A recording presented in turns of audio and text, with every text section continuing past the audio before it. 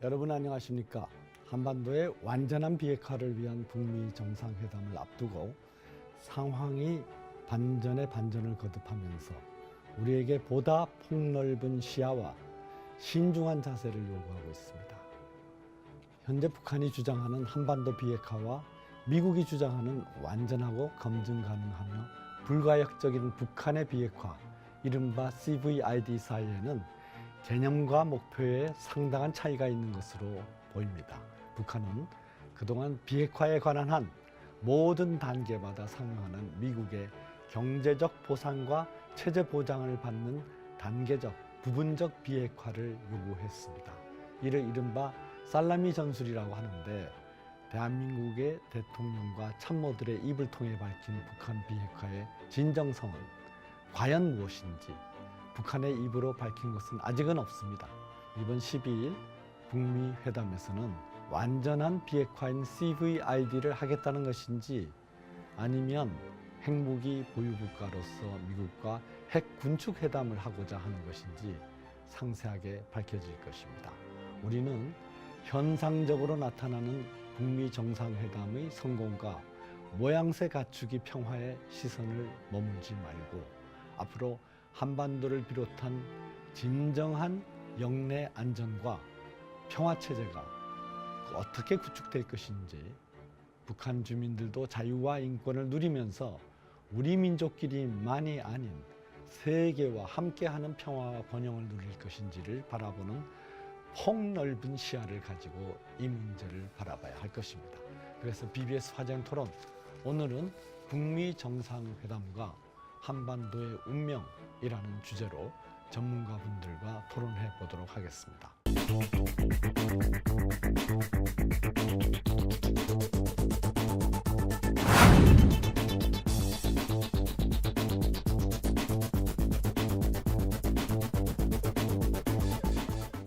네, 오늘 토론에는 외교안보 수석을 지내시고 캐나다 대사를 지낸 임성준 대사님 나오셨습니다. 안녕하십니까? 네, 안녕하십니까? 그리고 고려대학교 행정대학원 장을 맡고 계신 남성욱 교수님 나오셨습니다. 안녕하십니까?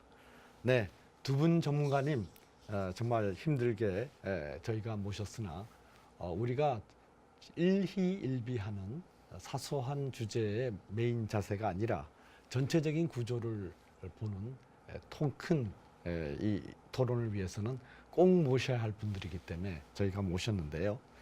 지난 동계올림픽과 판문점에서 개최된 두 차례 남북 정상회담, 그리고 오는 12일 미북 정상회담 또는 북미 정상회담만 가지고 북한은 정말 많은 것을 얻었다고 합니다. 하나는 북한이 이른바 정상국가로 모습을 비추기를 원했는데 그런 모습을 지난번에 판문점 회담에서 얻었고, 이제는 북한이 50년 동안 줄기차게 요구해왔던 미북 정상회담 또는 북미 정상회담을 통해 가지고 이제는 북한이라는 국가의 정통성까지도 국제사회에서 용인받게 됐다.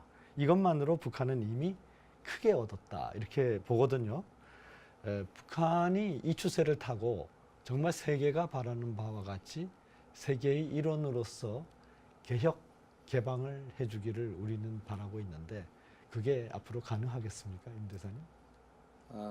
네, 지금 뭐 한반도 정세가 요동친다고 할 정도로 이 변화가 크고, 전문가들도 뭐 어떤 상황이 벌어지는지 따라가기가 힘들 정도로 하니까 우리 일반 국민들이나 또 세계에서 이 한반도를 바라보는 그 사람들의 모든 어떤 시각이 지금 뭐 상당히 어떨까 싶습니다.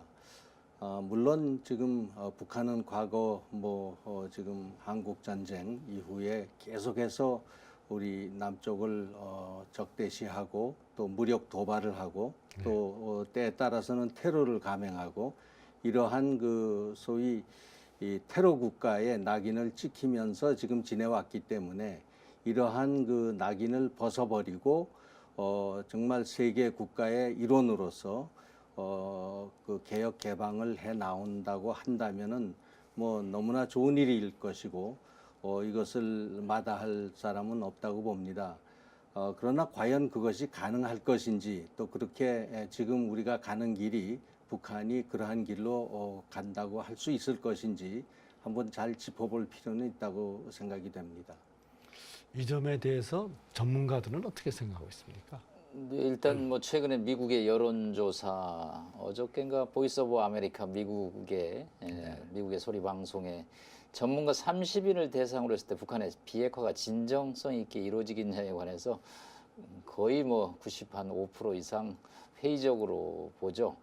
북한을 연구하고 북한과 협상을 해본 사람들은 아주 북한의 협상 태도에 진절머리를 냈던 경험들이 있기 때문에 어떤 진정성이라는 것을 믿기가 어렵죠. 그러나 미국 CNN이 또 미국의 일반 국민을 대상으로 여론조사를 해보면 어프로브, 뭐 북한과의 협상에 찬성이 65%, 한 35%가 좀 회의적으로 봅니다. 뭐 이 전문가와 일반 국민 사이에 간극이 있긴 하지만 지금으로서는 협상을 해야 되는 것이 필요하다라는 것이 뭐 한국이건 미국이건 대세인 것 같습니다. 왜냐하면 지난해 9월 3일 날 북한의 6차 핵실험, 11월 29일 날 ICBM 대륙간 탄도미사일 발사 이후에 한반도의 군사적인 옵션이 최우선 순위로 떠올랐기 때문에 사람들 입장에서는 이 문제를 외교적으로 마지막까지 푸는 노력을 해야 되지 않느냐. 그것이 지금 이제 실현 단계에 오니까 많은 인류의 사람들이 기대감을 이제 갖고 있죠. 지금 임성준 수석님 말씀한 대로 이 기대감이 현실로 실현되기를 매우 간절히 기대를 하고 있습니다.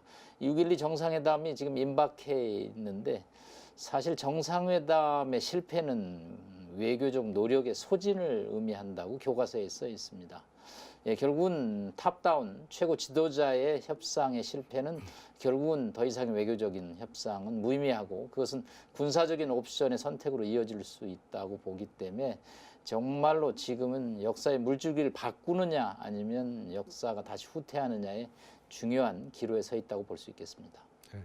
미국의 방송 토론을 통해서 전문가들이 얘기한 바에 의하면 제가 방송 통해서 보니까 저것도 참 일리가 있겠구나 싶은데 뭐냐면 북한이 주장하는 비핵화라고 하는 것은 굉장히 영어로 vague, 모호한 개념이라는 것입니다.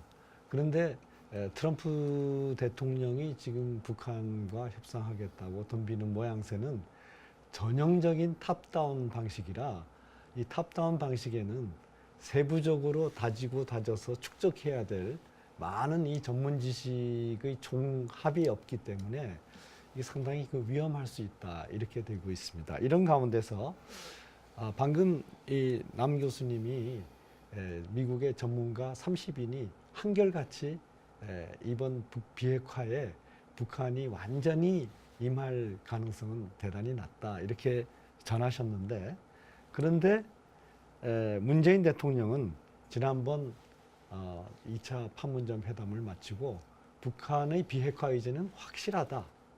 그러면은 미국이 지난 65년간의 북한에 대한 적대 행위를 종식하고 평화 체제로 가는 모양새를 빨리 취해야 한다고 했는데 사실 이 얘기는 지난번 문재인 대통령이 백악관에 갔을 때 트럼프 대통령과 얘기하면서 나는 북한과 미국 사이의 중재자가 아니라 미국 편에 서서 이 문제를 해결하려는 입장이다라고 한 모양새하고 정반대거든요. 어떤 면에서는.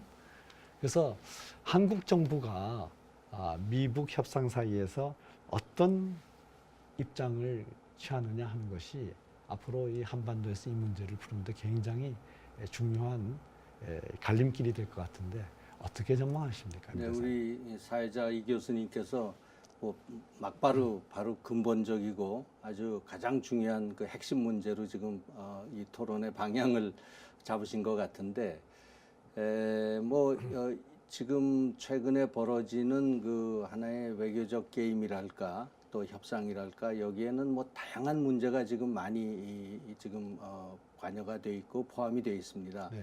근데 가장 핵심은 북한이 과연 얘기하는 완전한 한반도 비핵화의 내용이 무엇이고 또 미국은 어떤 기대감을 가지고 있고 또 우리 이 대한민국은 지금 어떤 입장에서 이 문제를 다뤄나가야 할 것이냐 하는 것이 이제 중요한데요. 우선 저희가 한번 조목조목 따져본다면은 북한이 왜 이 시점에서 이 완전한 비핵화라는 얘기는 했습니다. 네. 과거에 저도 이 문제를 외교 현장에서 쭉 다뤄왔는데 소위 제1차 핵위기 1993년이죠.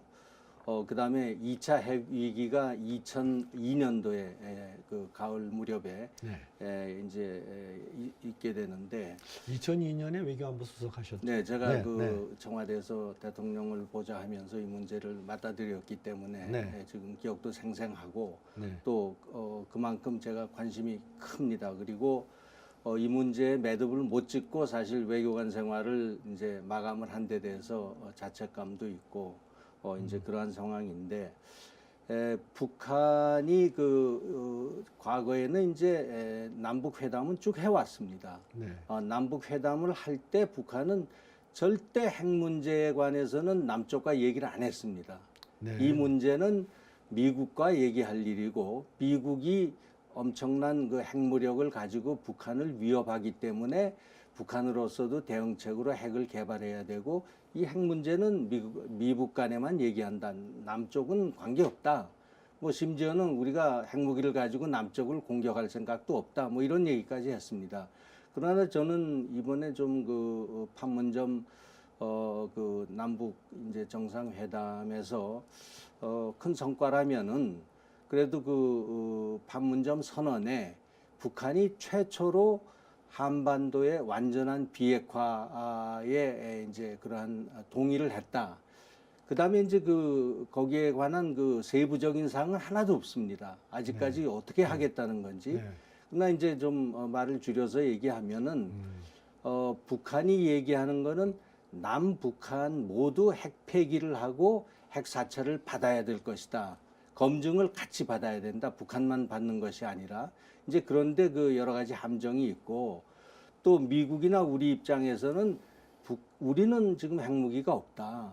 과거에 이제 전술 핵무기를 미군이 보유한 적은 있지만은 다 철수를 이미 했고 지금은 뭐 우리는 아무것도 없다. 다만 한미 연합 이제 군사 훈련을 할 때 핵전력 자산이 일부 동원이 되는 뭐 그런 상황은 있지만은 그래서 뭐 저희야 핵 검증을 하더라도 뭐 아무런 문제가 없습니다만은 북한이 이제 핵 폐기를 하고 검증을 받는 이제 이것이 우리가 생각하는 완전한 비핵화인데 이제 그런 점에서 지금 앞으로 단계별로 입장의 차이랄까 이런 갈등의 요소가 굉장히 많이 숨어 있다 이렇게 볼 수 있습니다. 네. 아까 말씀드린 바와 같이 북한의 한반도 비핵화라는 것과 그리고 이제 미국이 북한에게 요구하는 남한은 이미 비핵화를 이뤘으니까 북한이 비핵화를 하는 것이 전체 비핵화다라고 하는 주장 사이에 북한은 아니다. 남한에 전개하는 방금 임 대사님 말씀하셨듯이 미국의 핵 전력 자산까지 전개하는 것을 막아라. 이것이 이제 북한이 요구하는 거 아닙니까? 그래서 이것을 이제 전제로 해가지고 북한이 체제 보장하라는 것도 이것과 관계가 있는데요. 완전한 비핵화와 북한이 요구하는 체제 보장 이거 사이에 굉장한 괴리가 있는 것 같습니다. 그리고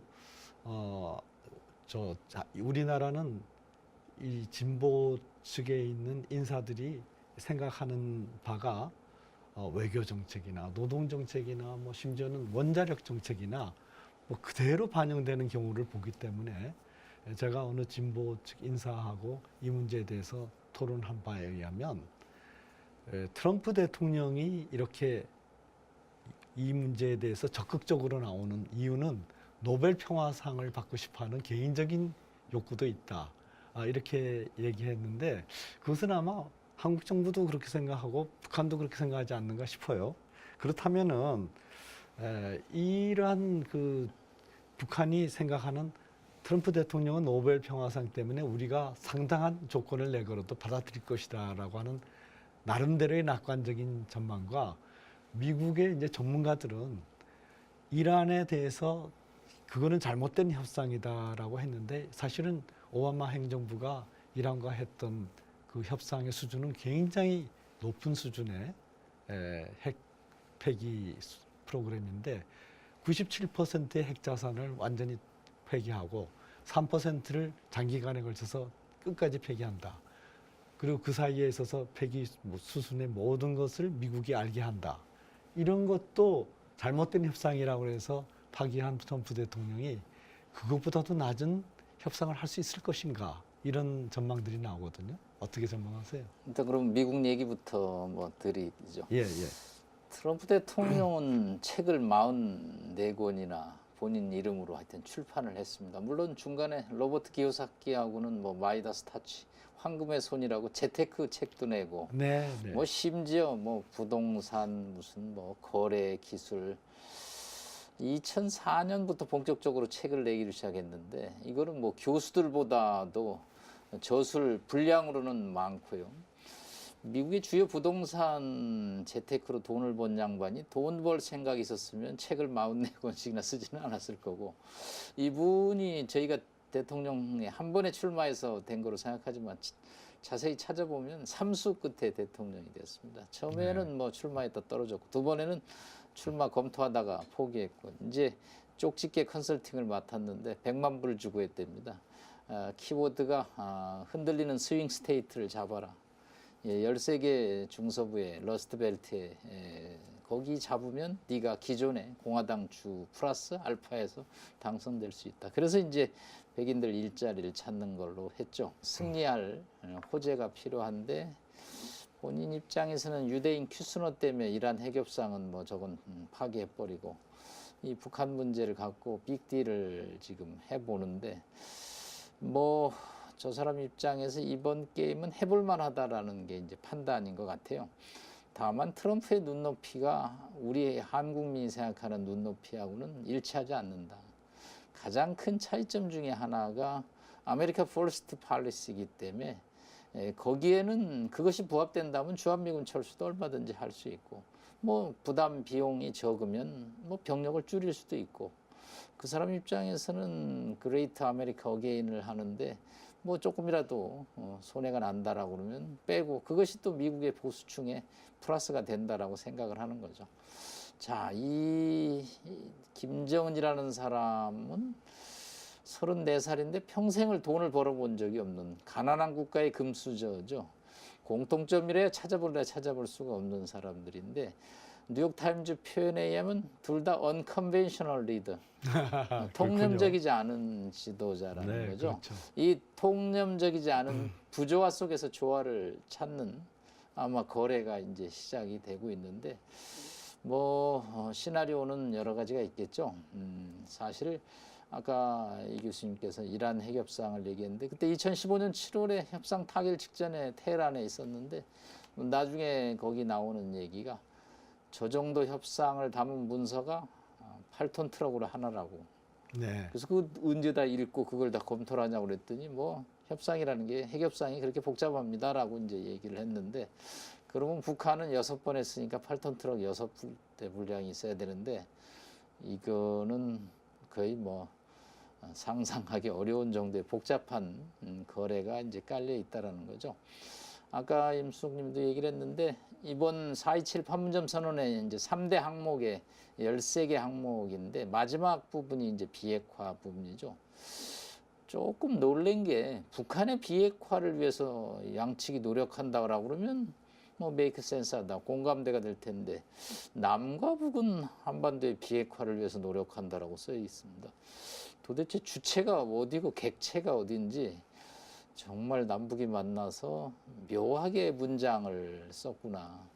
뭐 북한 비핵화 플러스 알파인데 알파가 이게 복잡한 문제인데 이게 이제 주한미군의 존재까지 건드는 여러 가지 복잡한 뉘앙스가 있는 거죠.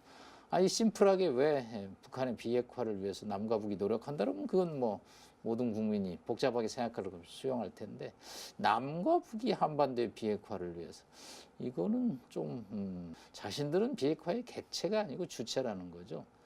그렇기 때문에 이번 협상이 이제 이 통념적이지 않은 지도자에서 이루어지기 때문에 제가 드리고 싶은 얘기는 뉴욕 양키스의 유명한 포수 포기베라라는 사람이 끝날 때까지 끝난 게 아니다.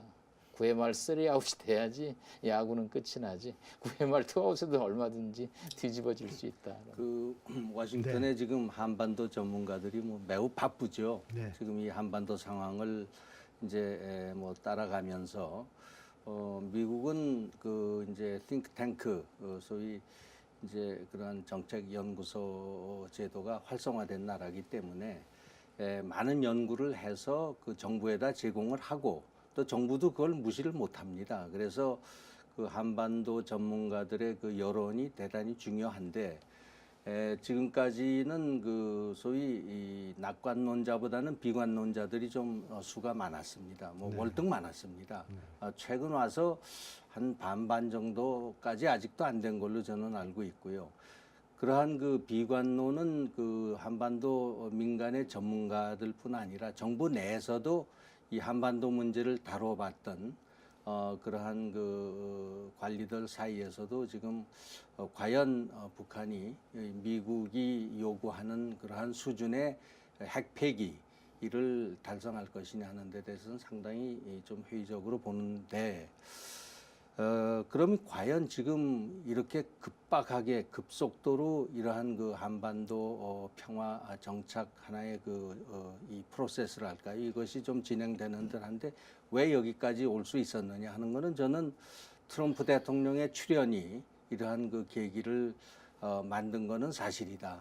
네. 왜 그런가 하면 이제 과거에 이 문제를 다뤘던 1993년부터 이제 대통령은 세 분이 있습니다. 클린턴 대통령이 있고, 그 다음에 이제 그 부시 아들 부시 대통령이 있고, 그 다음에 이제 오바마 대통령이 있었는데, 그분들도 그 이 북한이 이제 핵 개발을 해서 지금 여러 가지 세계 핵 질서가 이제 좀 뭐 어지러워진다 하는 데 대해서는 관심은 가졌지만은, 그 북한의 핵 능력 또 핵을 가지는 것이 미국에 커다란 위협이 되지는 않기 때문에 여기에 대해서 그 정책상에 아주 우선순위를 두고 다루진 않았습니다. 네네.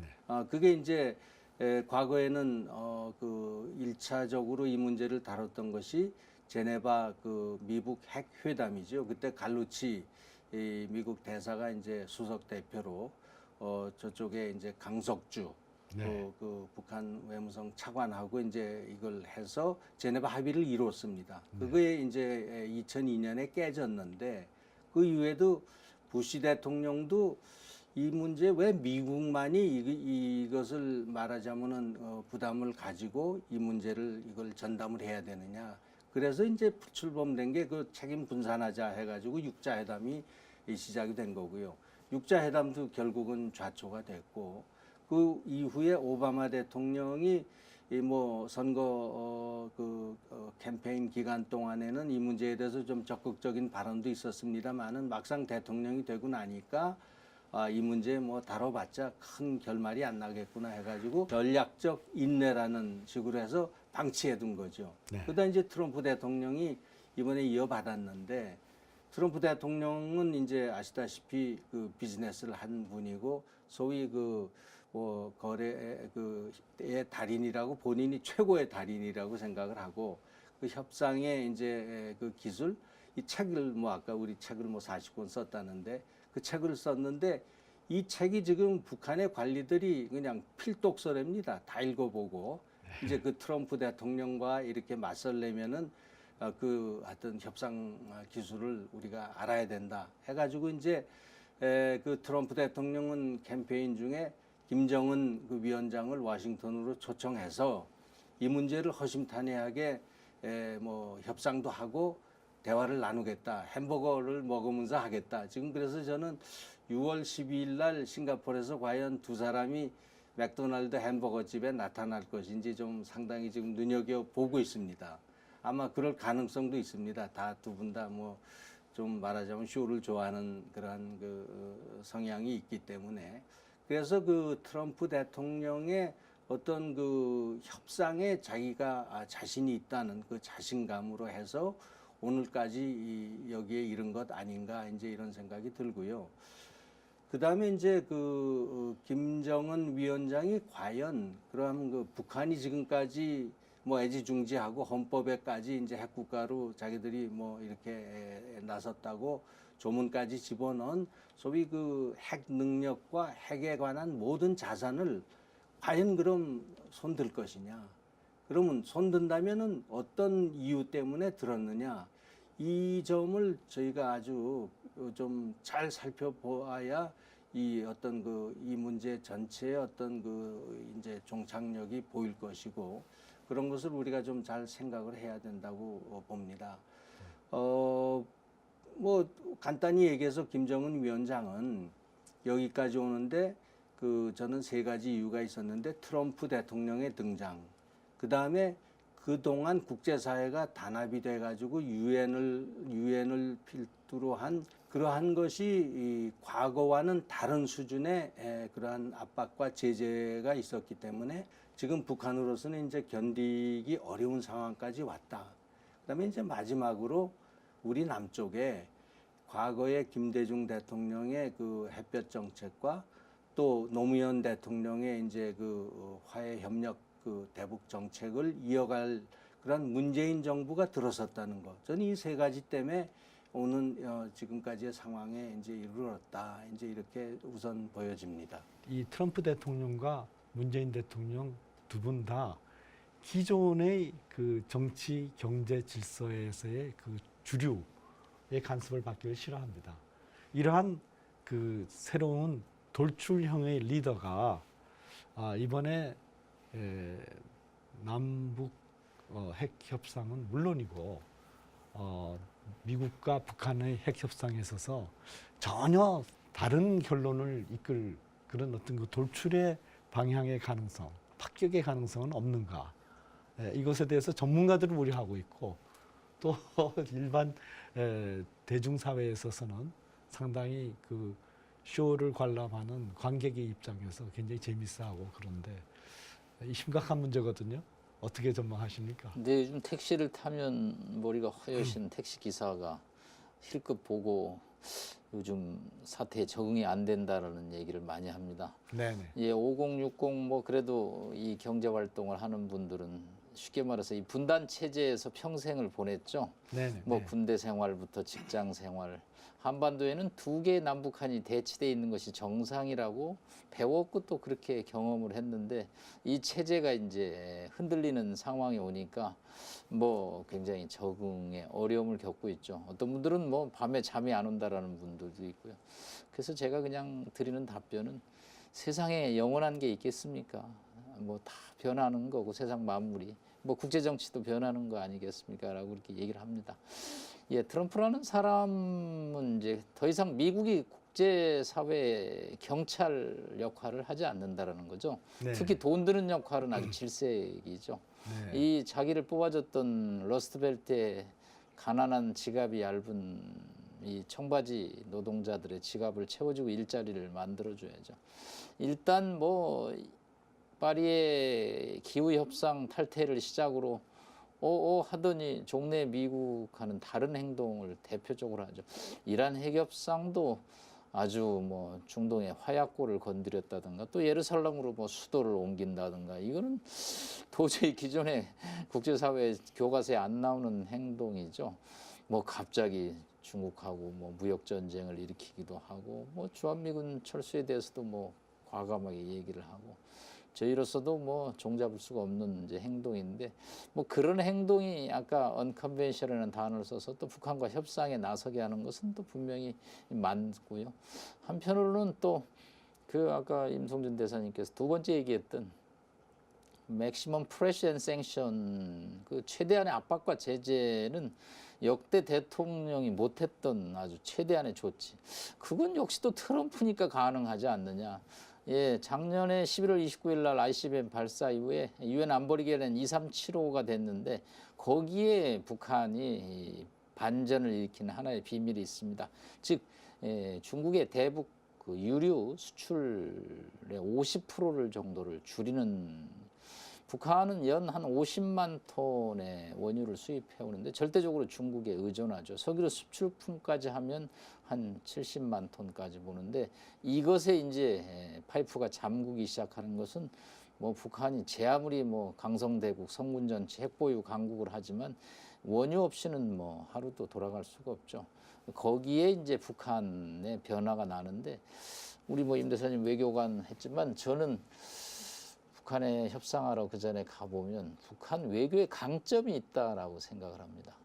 즉 연속성, 지속성, 역사성은 북한 외교가 갖는 강점이라고 생각합니다. 네. 사람이 안 바뀌죠. 네, 네. 5년마다 저희는 뭐 정권이 바뀌면서 뭐 북미국 무슨 뭐 복잡한 용어를 써가면서 나라가 뒤집어지죠. 외교관들이 더 이상 전문성을 쌓을 수가 없죠. 그러나 이번 성김대사하고는 협상하고 있는 최선희는 저희가 대리 과장 때부터 지켜봤습니다. 20년 만에 능력을 인정받아서 결국은 부상에 오르죠. 큰 하자가 없으면 외교관들 특히 숙청을 안 합니다. 그 굉장히 아주 오히려 경제 담당 관료들은 군 담당 관료들은 숙청을 많이 당하는데 외교 담당 관료는 역대 저희가 찾아보면 숙청 기록이 제일 적습니다. 그거는 외교의 전문성을 또 김일성서부터 인정을 했다라는 거죠. 왜? 나라가 작은 나라이기 때문에 외교가 서희의 그런 외교 담판이 이 나라를 지킨다라는 그 우리가 참 배울 수도 없고 안 배울 수도 없는 그 묘한 특성이 북한 외교에 있거든요. 그들 외교는 뭐 임 대사님 경험해 보시면 이거는 전사 외교죠. 외교라는 건 이기려고 하는 게 아니라 서로 주고받아서 타협을 하는 건데 그 사람들은 하여튼 미션을 수행하는 거죠. 미션 임파시블 뭐 수준으로. 네. 그러다 보니까 역사성을 들고 나오면 저희는 뭐 과거 너희 장관 때 하던 얘기다 이러면 우리는 저희는 그런 거 알 수 없고 지금 얘기만 하자 그러면 북한 사람들이 보기에 남한은 참 이상한 또 조직이라고 보죠. 이제 그 사람들의 그 역사성 지속성의 강점은 뭐냐면 지금이 썰물이냐 물물이냐를 잡아냅니다. 네. 지금이 후퇴할 때냐 공격할 때냐. 네. 네. 그러면은 아까 남 교수님이 말씀하셨던 이 북한의 이 대남 전략 내지는 외교 전략, 의 일관성 그리고 통일성에 대해서 우리가 굉장히 그 불안전하고 불확실하고 변동성이 강한 단기적인 외교로 맞서고 있는데 이 문제를 어떻게 극복할 수 있습니까? 지금 남 교수님께서 그 북한 그 외무성 또 외교부의 어떤 인적 특성 같은 걸 말씀하셨는데 그거는 대개 제가 외교관 생활을 하면서 소위 과거 사회주의 동구권 네. 그 외교관들을 보면은 그 사회주의 동구권 그 외교관들 기타 지역도 마찬가지지만은 그런 그 어떤 자기 하는 일을 계속해서 시키는 그 연속성 그러한 외교를 하는 거는 뭐 그 하나의 특징이라고 볼 수 있습니다. 예를 들면 중국 그 외교부만도 보면은 어떤 그 대개는 자기의 그 전문성을 하나 부여를 해가지고 그것만 일생 동안 그 외교관 생활하면서 다루게 합니다. 예를 들면 아랍 전문가는 아랍만 다루게 하고요. 그다음에 뭐 거기서 남북한 담당하는 이제 한반도 전문가들은 마찬가지고 본론으로 들어가서 그러면 지금 아까 우리 남 교수님 중요한 말씀을 하셨는데 북한은 이제 가끔 뭐 퇴각도 했다가 또 전진도 했다가 하는데 이번에 그 북한의 행보를 어떻게 볼 것이냐. 저는 1991년에 이제 남북 기본 합의서가 되고 92년도에는 한반도 비핵화 남북 공동선언이 이제 서명이 되고 이제 선포가 되는데 그때 북한이 왜 갑자기 그럼 그 남북 관계를 잘하겠다고 나섰느냐. 그때 소위 구소련이 무너지고 또 냉전 체제가 무너져서 그 북한과 좋은 관계를 가졌던 그 유럽의 동구권들이 다 그냥 개혁 개방으로 나서면서 북한이 위기감을 엄청나게 느꼈습니다. 자기를 지원하던 구소련, 뭐 중국도 뭐 그냥 그 좀 변화가 그때 많이 일어났고 해서 그때 이제 일부 좀 몇 보 퇴각을 하고 나중에 전진을 위한 그 퇴각의 시기를 그때 잡았던 겁니다. 그래서 남북 간의 모든 것이 굉장히 잘 됐습니다. 이 기본 합의서 내용을 보면은 다 통일의 내용이 거기 다 들어가 있습니다. 그다음에 이미 그때 그 남북 그 한반도 비핵화 선언을 해서 자기네 그 핵 개발 손 안 된다고 했습니다. 이번에 그 볼턴 보좌관이 그대로만 하자. 1992년에 남북 공동선언했던 비핵화 내용 그대로만 하자 하는 게 지금 그분이 볼 때는 그때 완벽한 문서를 만들었습니다. 그래서 이제 북한은 필요할 때는 하여튼 그 체력을 보강하기 위한 후퇴를 한다. 이번에 그래서 이 소위 김정은 위원장의 행보가 전략적인 그 결단이냐, 전술적인 후퇴냐 이런 것을 우리가 짚어보고 나서 이제 해야 된다. 저는 그렇게 생각이 들고요. 제 이런 관점에서 저는 북한은 이번에 그 북미 회담 6.12 북미 회담을 위해서 굉장히 준비가 잘 돼 있다고 보고 어느 정도 그 성공을 위한 그 어떤 준비물을 갖췄다고 봅니다. 그래서 이것이 이제 그 트럼프 대통령이나 미국이 볼 때 뭐 그 성에 찰 거냐 안 찰 거냐 하는 그런 문제는 있습니다만은 저는 상당히 대담한 양보를 할 것으로 지금 예상을 합니다. 그것이 완전히 북한이 개혁 개방으로 체제를 바꾸는 그런 건 아니겠지만은 그것을 이제 보이기 위한 하나의 그러한 그 전술적인 그러한 그 하나의 정책으로서 상당히 대범한 그러한 그 자세로 나올 것이다. 그렇게 보기 때문에 6.12 북미 정상회담은 뭐 외견으로는 상당히 성공할 수 있는 소지가 있다. 저는 이렇게 보고 있습니다. 네. 어떤 면에서는 세계의 평화의 주축인 미국 그리고 동북아시아의 주축이었던 한미 동맹이 약화된다면 과연 이 한반도의 평화 체제가 정말 심각한 위협을 받지 않을까 하는 그런 생각이 있는데요. 어떻게 생각하세요? 일단 뭐 그 질문보다는 일단 싱가포르로 좀 먼저 가보죠. 뭐 저는 월간 중앙이 요청해서 시나리오 분석을 썼습니다. 60매 6월호에 나왔는데 일단 이제 베스트 시나리오, 그다음에 월스 시나리오, 그다음에 영어 그럭저럭 시나리오. 뭐 우리말로 조금 명사형이 아니어서 영어로 머들스루라는 단어를 썼습니다. 그래서 머들스루라고. 이 지표는 합의와 이행으로 봤습니다. 그래서 베스트 시나리오는 좋은 합의, 착한 이행.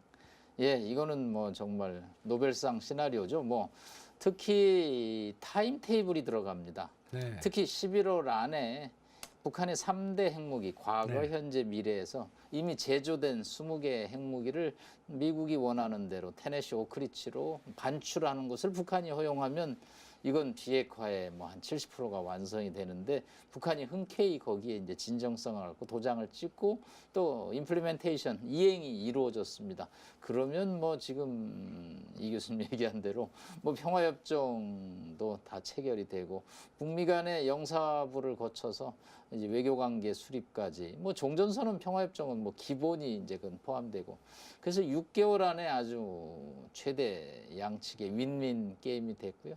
뭐 스톡홀름 스웨덴에서 금년도 노벨상은 뭐 당연히 세 사람 발표가 납니다. 그래서 한반도에 정말 해피엔딩 시나리오고요. 머들스루 시나리오는 일단 좋은 합의, 이건 악한 이행. 예, 합의는 했습니다. 그리고 싱가포르에서 그대로 가기에는 너무 많이 왔죠. 너무 많이 손을 잡았죠. 남녀가 만났는데 그 정도 손 잡았는데 이거 사진도 안 찍고 가면 이거는 둘 다 별로 배드가이 이거는 입장이기 때문에. 자, 합의를 했는데 악마는 이행에 있습니다. 이행을 둘러싸고 6개월이 가도록 제조된 핵무기에 대한 반출 문제가 해결이 되지 않죠. 특히 그 과정에서 이제 인스펙션 앤 모니터링, 사찰과 검증의 문제인데 제가 한 평양에 뭐 이런저런 일로 한 10대 번 가보니까 한 8월 말에 평양에서 신의주를 가보다 보니까 청천강 건너자마자 신장로가 나오는데 8월 말에 5시인데 산 그림자가 지는데 저희 지리산은 이거 동네 뒷산 같은 정도로 험하더라고요. 이게 결국 무슨 말씀이냐면 이게 하이드 앤 캐치가 되겠냐는 거죠. 이게 본인들의 고해성사가 없으면 이 모니터링 인스펙션이 과연 사찰과 검증이 이게 완벽하게 되겠느냐. 사람의 마음을 어디까지 우리 부처님 마음대로 다 좀 내려놓으면 좋은데 내가 이걸 어떻게 만든 건데, 그 뭐 김정은의 어록을 보면 정말 허리띠를 졸라매고 만든 건데, 내가 10개 정도는 내놓지만 내가 다는 못 내놓는다. 그 10개를 내놓으면서도 또 애를 태우죠. 그러다 보면 노벨상을 들었다 놨다 스톡홀름에서 어렵겠죠. 그러면서 이제 금년 해가 가면서 이 공이 이게 어느 코트에 있느냐, 그리고 시간이 누구 편이냐, 예, 이제 합의 잘못했다라는 여론이 뉴욕타임즈 사설에 나오기 시작하겠죠. 뭐 이것도 그냥 일단은 뭐 그래도 군사적인 옵션은 아직 거론할 단계는 아니고, 월스 시나리오는 예, 나쁜 합의, 악한 얘기고, 싱가포르에 모였는데 하루 만에 안 끝납니다. 예, 밑에서 브레인들이 보스한테 이제 가시죠. 이거 뭐 더 테이블에 앉아도 안 되겠습니다. 야, 그래도 여기까지 왔는데 그냥 갈 수 있겠어. 사진을 찍으려면 뭐라도 조인트 어그리먼트 공동 선언문을 내야 할 텐데, 예, 뭐 특히 문장의 첫 번째 항목이 안 됩니다. 예, CVI 완전하고 검증 가능하고 돌이킬 수 없는 비핵화, 단계적 동시적 비핵화. 1번 항목에는 미국 거 쓰고 2번 항목에는 북한 거 쓸까요? 특히 북한은 여태까지 핵 협상에서 타임 테이블을 집어넣는 걸 아주 질색으로 합니다. 콜로라도 대학에 있는 힐 크리스포 대사의 그 회고록에도 보면 뭐 시점만 정하려면 김계관이 벌떼처럼 일어나서 가버린다라는 얘기. 그러니까 절대 시간 약속하지 않는 컨셉인데, 트럼프 입장에서는 내가 가서 선거운동 하려면 11월 말까지 뭐가 없어진다는 걸 선전해야 되는데, 이거 북한이 거기다 문장으로 쓰겠느냐. 에이, 그냥 북미 양측은 한반도의 비핵화를 위해서 최선의 노력을 다할 것이며 앞으로도 이러한 노력을 지속한다는 외교적인 그냥 문구 한 3개 하고 각자 떠나면서 트위터에 이제 트럼프가 올리겠죠. 미국의 진심을 북한이 알아주지 않고 있는데, 앞으로 연락할 일 있으면 팩스나 전화하라고 또 그 많이 썼던 문장으로 나옴으로써 해피엔딩이 아니고 불행한 언해피엔딩입니다. 과거의 그 패턴을 보면은 북한은 이제 완전히 그러한 벼랑 끝 전술, 또 이제 상대방을 혼란시키는 그런 전술 했는데, 트럼프 대통령 이번에 이제 하루 만에 북미 정상회담 취소하는 서한 발송하고 뭐 다 뒤집어 엎는 그런 걸 볼 때 북한이 너무 놀란 거거든요. 야, 이거 우리보다 더한 사람 나타났구나 하고. 그래서 이제 꼬리를 내리고 뭐 하여튼 싱가포르로 이제 갈 것 같은데, 저는 지금 미국에서 또 한반도 전문가들 사이에 과거에 그러한 북한의 행동을 보는 그런 잣대로 보지 말자. 뉴 김정은이라 이거는 이제 그런 좀 소수지만 그렇게 보는 전문가들이 나타나기 시작을 했습니다. 뉴 김정은. 그래서 그 말은 뭔가 하면은 과거에 했던 북한이 뭐 그냥 벼랑 끝 전술이다, 지연 전술이다 이렇게 안 하고 과감하게 보이는 전술적인 변화. 뭔가 트럼프 마음에도 들 수 있는 그 정도까지는 뭐 예를 들면 스케일을 10을 하고 이제 0으로 봤을 때 한 6, 7 가는 이제 반은 넘어야 이제 미국 쪽에서 받아들일 수 있으니까, 그런 정도의 보이기의 여하에 따라서는 대범한 양보를 했다 이런 정도의 뭘 가지고 나올 가능성이 저는 높다고 봅니다. 그래서 과거식으로 벼랑 끝 전술로 밀고 땡기고 해서는 이번에 안 된다. 왜 그런가 하면은 트럼프는 2개의 시간 가지고 있습니다. 아까 우리 남 교수님 말씀했듯이 금년 말에 중간 선거의 시한, 그다음에 이제 2년 후에 자기 재선을 가기 위한 그런 시한을 2개를 가지고 있어서 거기에 맞춰야 되고, 또 이 김정은으로서는 금년도 신년사에 자기의 이제 방향을 전환하기 위한 것을 북한 주민들한테도 공식 선언했기 때문에 결과물을 가지고 와서 북한의 어떤 지금의 여러 가지 경제적인 어려움을 해소하고, 또 김정은 위원장의 치적이 부각이 되고 북한의 어떤 전 세계적인 그러한 국가적인 위상이 좀 이렇게 상향되는 그러한 것을 원하기 때문에 그것을 좀 속도 있게 가져가고 싶은 생각이 있을 겁니다. 그래서 이제 거기에 어떤 타협점이 생기는가가 이제 그 6.12 그 싱가포르 회담에 이제 아마 우리가 좀 짚어볼 점 아닌가 싶고요. 네, 오늘 외교안보 수석과 캐나다 대사를 역임하신 임성준 대사님과 고려대학교 행정대학원장을 맡고 계신 남성욱 교수님 두 분 전문가를 모시고 미북 회담과 우리의 과제라는 주제를 가지고 심층적인 토론을 해보았습니다. 지금 우리나라는 지금까지 있었던 미국이 주도하는 동아시아의 평화체제와 그리고 앞으로 닥쳐올 상당히 험난한 이 외교 안보 지형의 변화의 와중에서 어떤 태도를 취해야 될 것인가를 결정하는 상당히 중요한 시점이 있습니다. 바라건대 한반도를 중심으로 하는 동북아시아가 철저한 이 세력 균형과 안보의 기반 위에서 21세기의 번영을 누릴 수 있기를 바라고 이를 위하여서 지금까지 우리나라가 노력해왔던 것처럼 우리가 앞으로도 각고의 노력을 기울여서 번영하는 한반도가 되기를 기원합니다. 감사합니다.